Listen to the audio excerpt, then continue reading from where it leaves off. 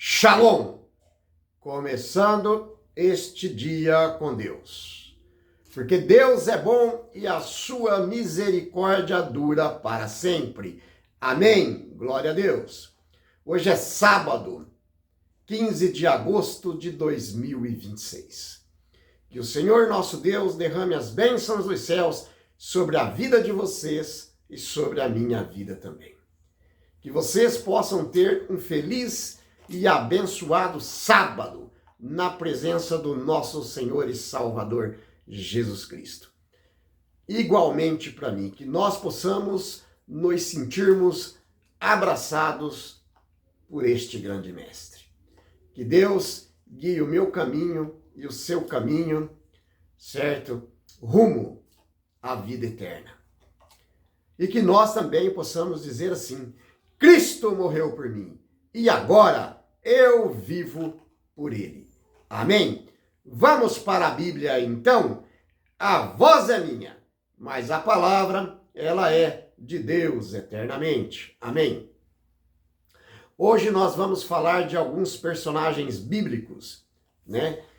Que tentaram fazer algum tipo de missão e chegava e dizia para o Senhor: Senhor, eu não sou capaz de fazer isso.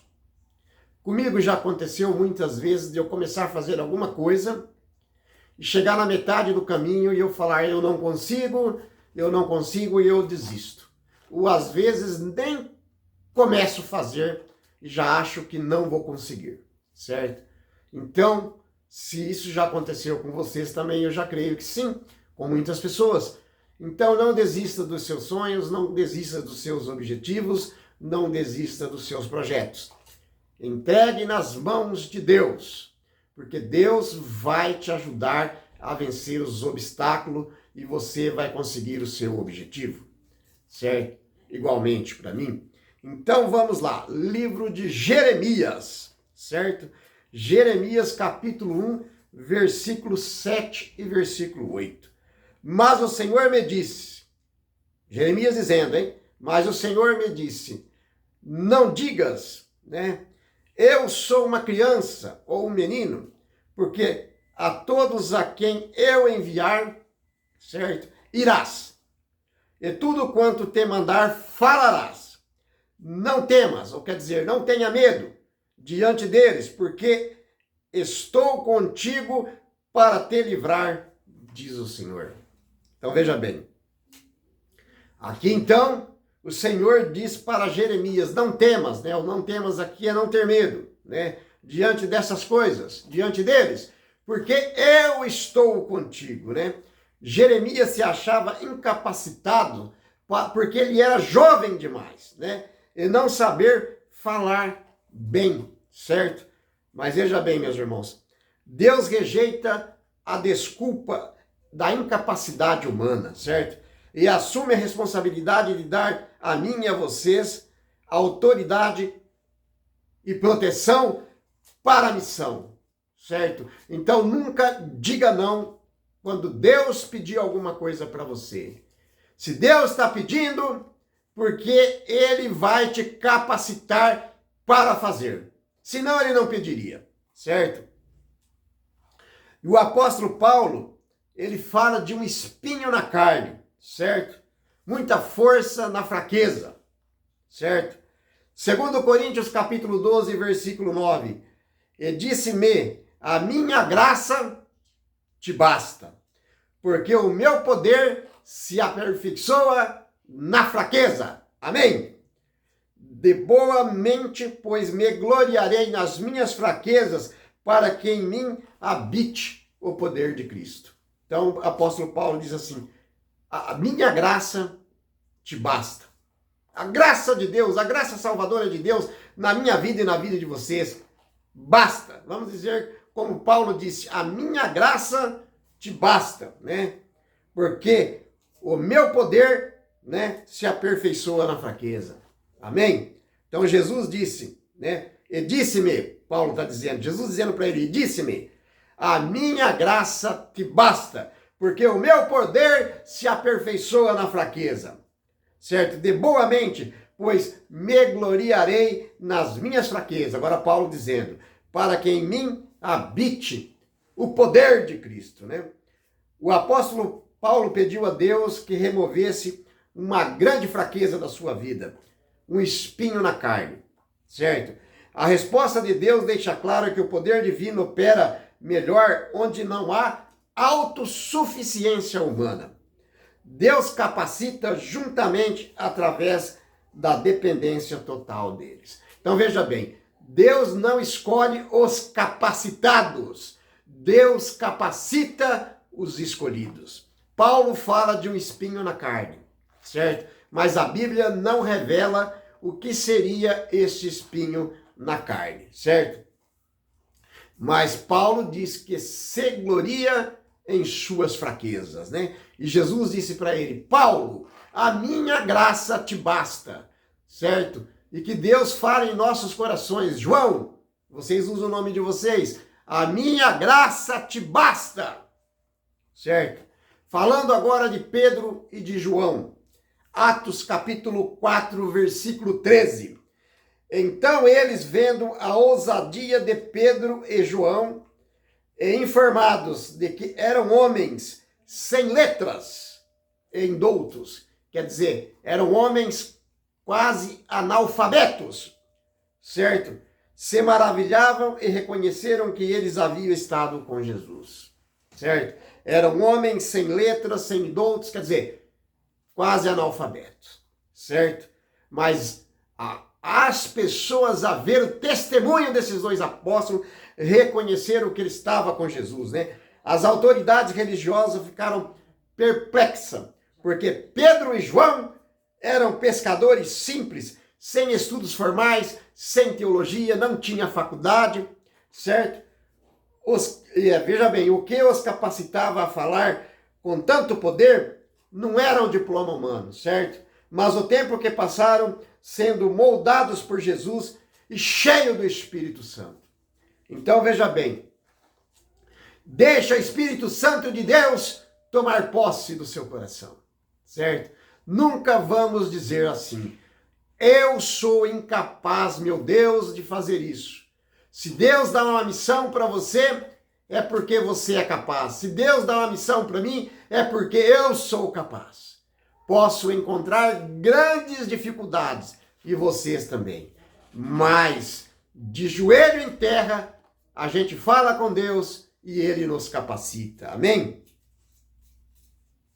Veja bem, agora vamos falar sobre o envio de quem não sabia falar, certo? Livro de Êxodo, capítulo 4, versículo 12, certo? Jesus, né, Deus dizendo aqui, Deus no caso dizendo aqui para Moisés: vai, pois agora eu serei com a tua boca e te ensinarei o que has de falar.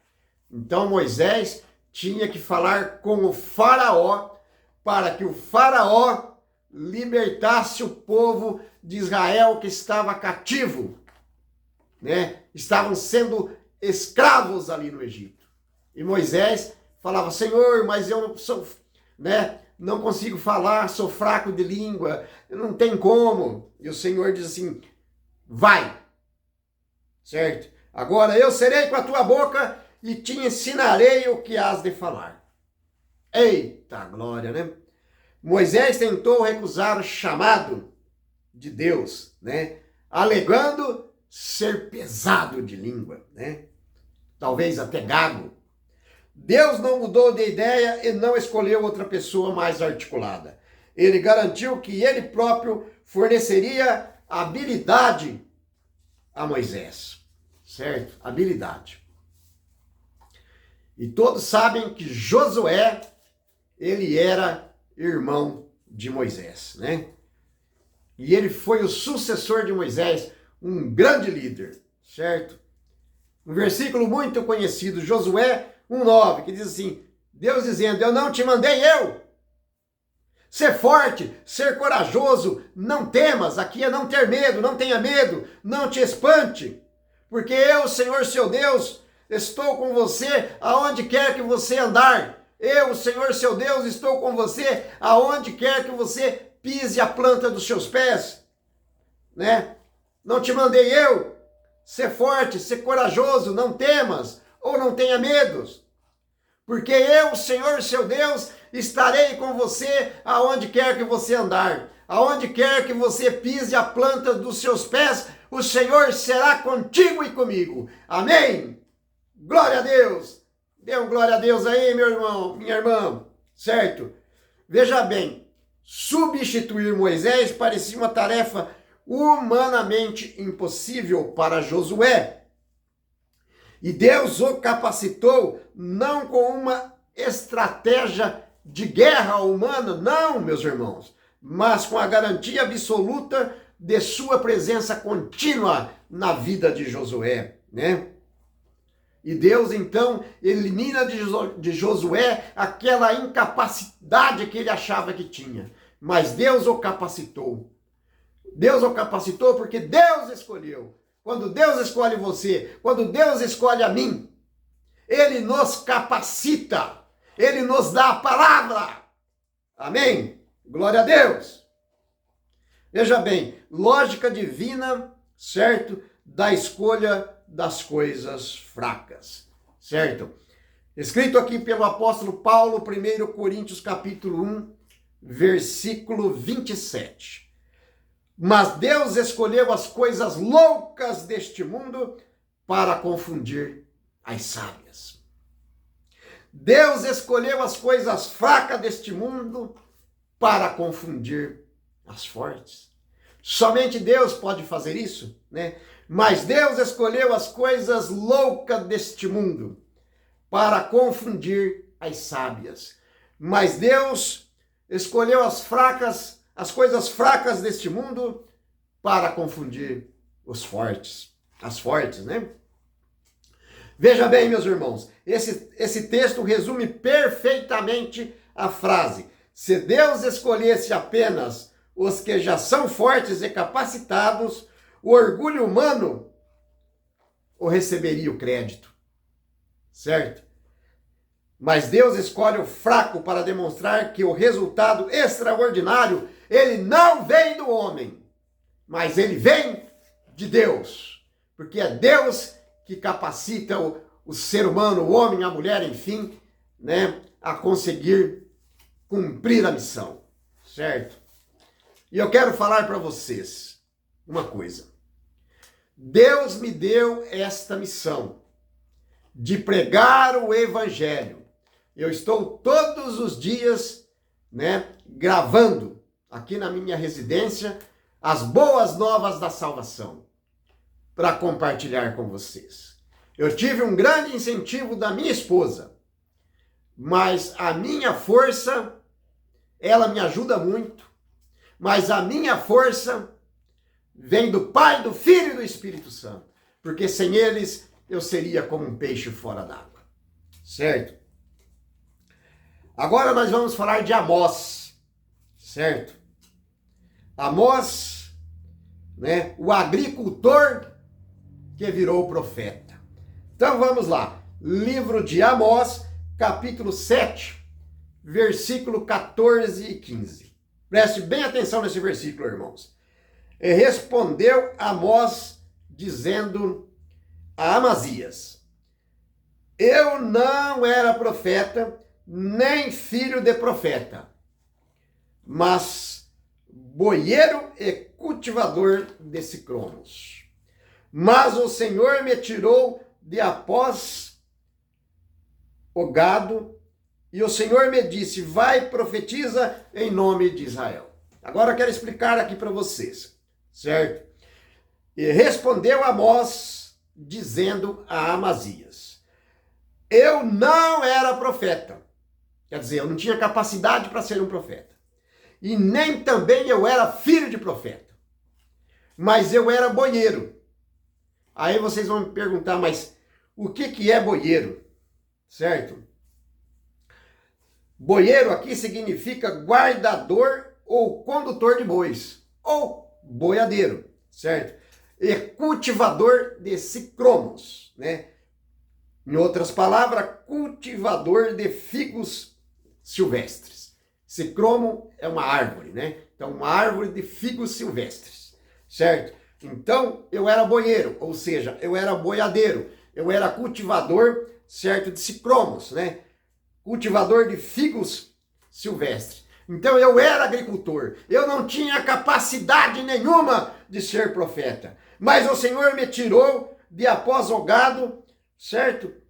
E o Senhor me disse, vai e profetiza-se no nome de Israel, certo? Amós não tinha linguagem ministerial, nem treinamento profético.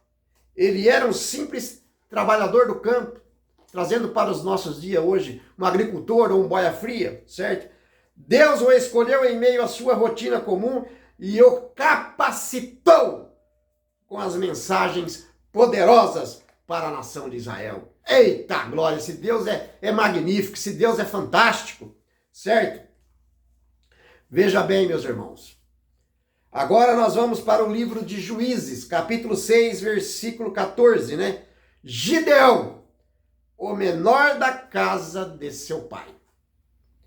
E o Senhor olhou para ele e disse, vai nesta tua força e livrarás Israel das mãos dos medianitas.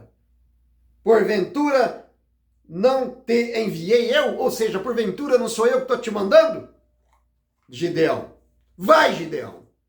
Eu sou o Senhor, Gideão. Eu estou contigo. Vai, João. Eu sou o Senhor, seu Deus. Eu estarei com você onde quer que você pise a planta dos seus pés. Vocês que estão me assistindo. Vai, não desanime.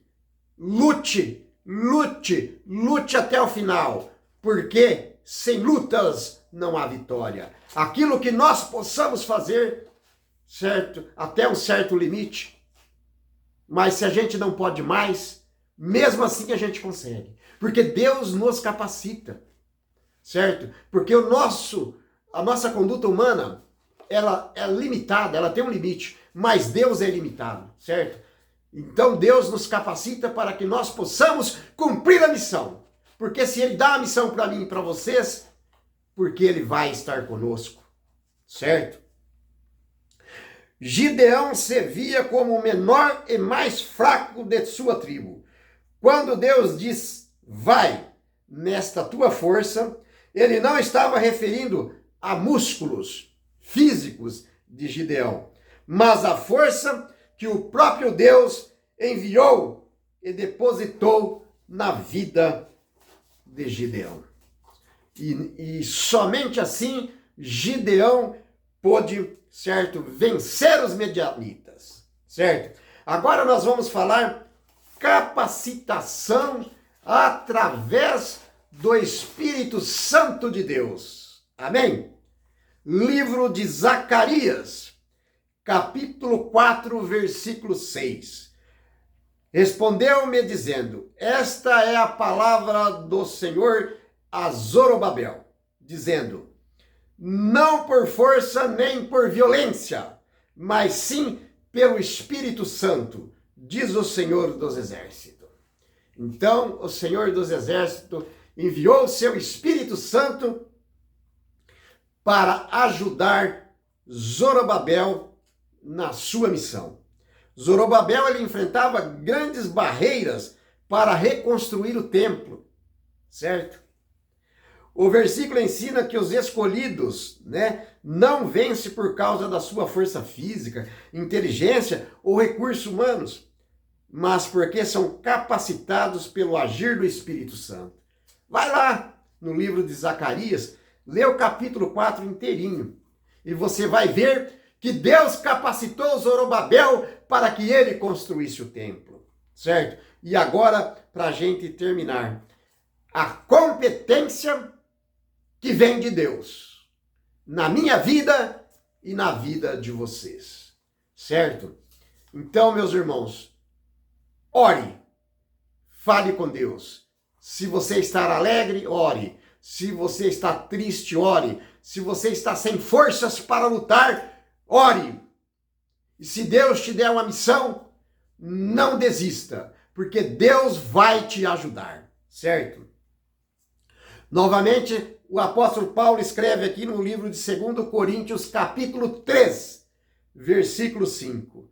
Não que sejamos capazes por nós mesmos, de pensar alguma coisa como de nós mesmos, mas a nossa capacidade vem de Deus. Eu vou ler novamente. Paulo diz assim: não que sejamos capazes por nós mesmos. Por nós mesmos, nós não somos ninguém, certo? De pensar alguma coisa como de nós mesmos. Mas a nossa capacidade, ela vem de Deus, certo? Paulo afirma categoricamente neste versículo que a aptidão e a competência para fazer a obra não se origina no próprio homem. É Deus quem qualifica, prepara e dá as ferramentas necessárias para os seus escolhidos realizarem os seus trabalhos. Lembra de Davi? Davi era pastor de ovelha, certo? Derrotou Golias, foi rei de Judá e rei de Israel e foi chamado homem segundo o coração de Deus. Oremos. Grandioso e eterno Deus, Pai de amor e misericórdia, louvado, honrado, glorificado, Pai, santificado, sejas o teu santo e poderoso nome para sempre. E em nome de Jesus, que eu lhe agradeço, hoje e para todos sempre. Amém. A voz foi minha, mas a palavra, ela é de Deus eternamente. Amém. Shalom!